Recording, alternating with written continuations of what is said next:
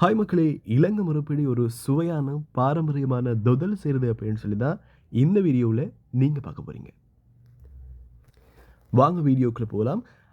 அதுக்கு வேந்து diaries YouTube சேனலை சப்ஸ்கிரைப் பண்ணாதவங்க தயவு செய்து சப்ஸ்கிரைப் பண்ணி உங்களுடைய ஆதரவை எங்களுக்கு வழங்குங்க.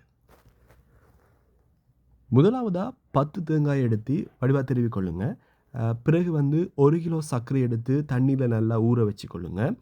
அப்போ தான் அந்த கஞ்சல் இருக்கிற கஞ்சல் எல்லாம் இல்லாமல் எடுக்கலும், இல்லாட்டி வந்தால் கஞ்சல் சேர்ந்து இருக்கிற மாதிரி இருக்கும். அதுக்கப்புறம் நீங்கள் என்ன செய்யணும் அப்படின்னு சொன்னால், நீங்கள் ஏற்கனவே திருகி வச்சிருக்கிற அந்த தேங்காய் பூவை எடுத்து 1 லிட்டர் தண்ணி விட்டு பாலை புழிஞ்சு எடுத்துக்கொள்ளுங்க. தண்ணி அளவாக இருக்கும். அதுக்கப்புறமா ஒரு அளவான பெரிய தாச்சி எடுத்துக்கொள்ளுங்க.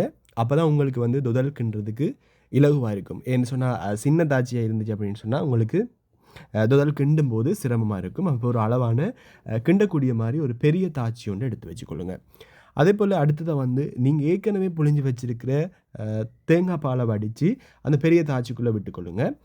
அதுக்கப்புறமா நீங்கள் ஏற்கனவே கரைச்சி வச்சுருக்கிற அந்த சர்க்கரையையும் நீங்கள் சேர்த்துக்கொள்ளணும்.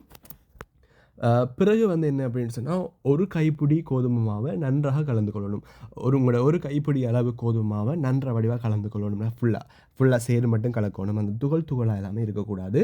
அதுக்கப்புறமா நீங்கள் இடித்து வச்சிருக்கிற அரிசி மாவு, ஏற்கனவே நீங்கள் அரிசி மாவு இடித்து வச்சுருக்கணும். இடித்து வச்சிருக்கிற அரிசி மாவையும் நல்லா கலந்து கொள்ளுங்கள். துகளாக உண்மையாகவே இருக்கக்கூடாது. இருந்துச்சு அப்படின்னு சொன்னால் உங்களுக்கு தொதல்கின்றதில் சிக்கலை கொடுக்கும். அதுக்கப்புறம் நீங்கள் 1 கிலோ சீனியை சேர்த்துக்கொள்ளணும். உங்களுக்கு 1 கிலோ சீனி இனிப்பு காணும் அப்படின்னு சொன்னால் நாங்கள் நினைக்கிறோம். உங்களுக்கு அதை விட இனிப்பு கூட தேவை அப்படின்னு சொன்னால் அதுக்கு கொஞ்சம் அதிகமாகவும் போடலாம்.